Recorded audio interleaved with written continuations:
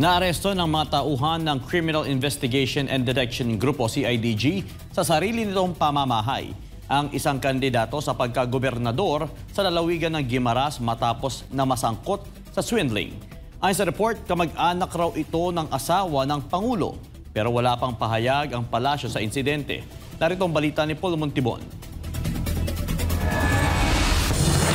Hindi na nakapalag pa ang mga sospek sa kasong estafa o panloloko sa ikinasang entrapment operation ng mga tauhan ng Criminal Investigation and Detection Group o CIDG sa Barangay Sabang, Sibunag, Guimaras. Pangunahing sospek dito ang tumatakbo sa pagkagobernador ng Guimaras na si Margarita Maggie Catcho. Timbog rin ang sekretarya nito na sinasabing kasabwat sa mga illegal na transaksyon ni Catcho na si Cayetano Leal. Nag-udyok sa operasyon ang sumbong ng biktima ng grupo ni Maggie na hinihingan umano ng 1 milyong piso bilang kapalit ng pag-aproba sa kanilang proyekto para sa Private Motor Vehicle Inspection Center, Emission Testing Center ng Department of Transportation.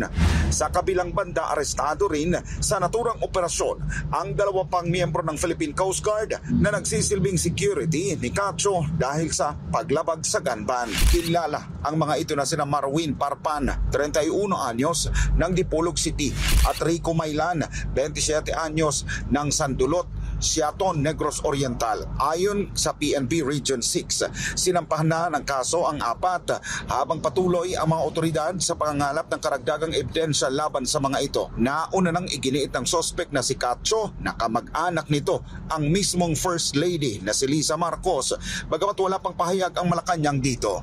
Para sa Diyos at sa Pilipinas ko mahal, nag-uulat Paul Montibon, SMNI News.